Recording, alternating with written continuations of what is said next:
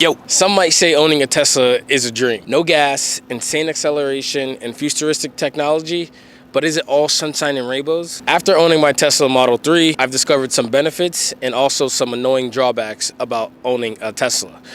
Let's get right into it. All right, so let's start with the things that I absolutely love about owning a Tesla. The acceleration on these cars are insane. If you've never driven in a Tesla, it'll be hard to kind of explain it to you, but the closest thing to compare it to is like a roller coaster ride right when you take off or when you descend, whatever the case is. Right when you take off on a roller coaster, that feeling you feel like in your gut where you're like being pushed to the seat or pulled to the seat, I should say. That's kind of how it feels like when you floor it on a Tesla.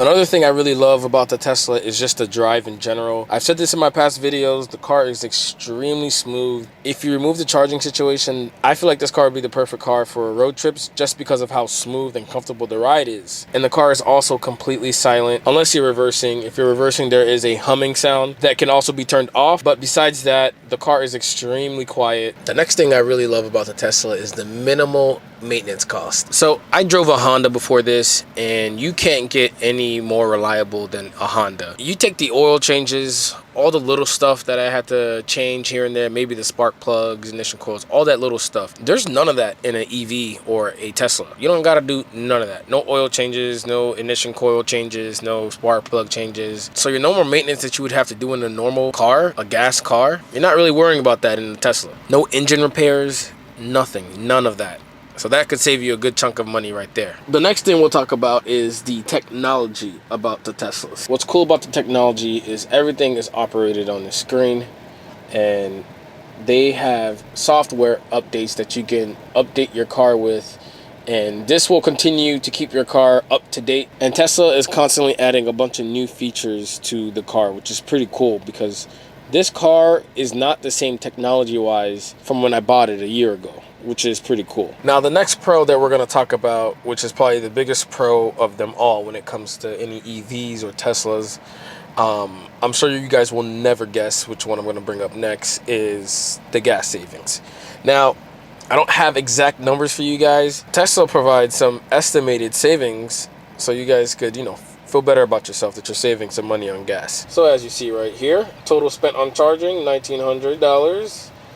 The gas equivalent is just above $3,500. Now this number right here is majority the supercharging that I do. I also have some accurate gas comparison and charging comparisons once I move into my new house. Now, unfortunately, there's no such thing as a perfect car, or is there?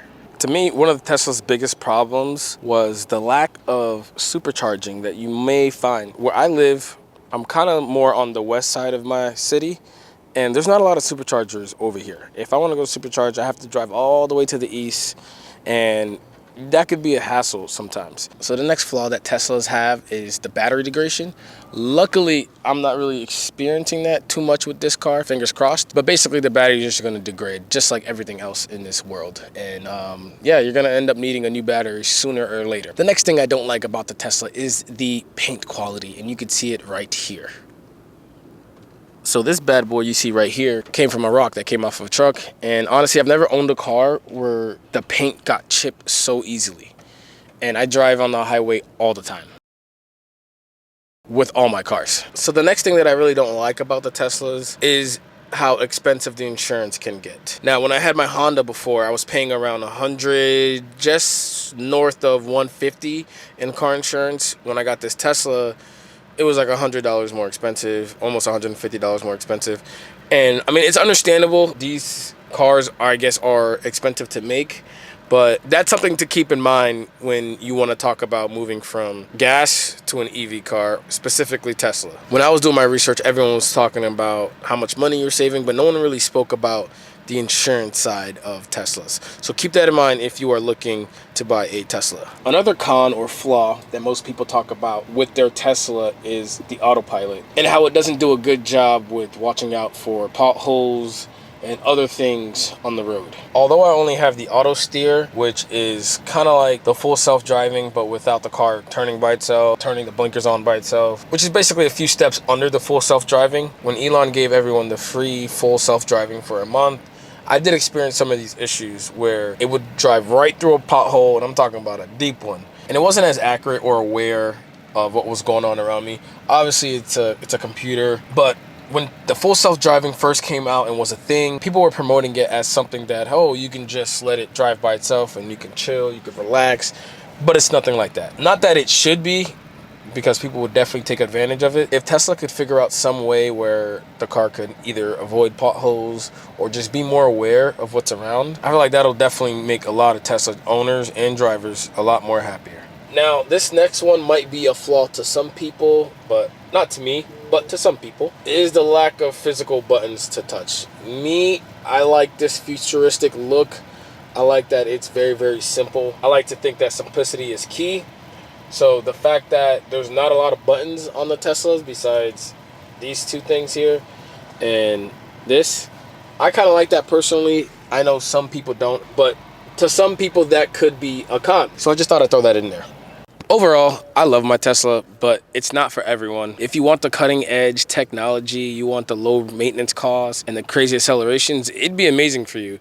But if you're, afraid of the infrastructure, at least with the charging situation and, some of the quality issues like the paint, that might be a deal breaker for you. Would I buy one of these again? Probably.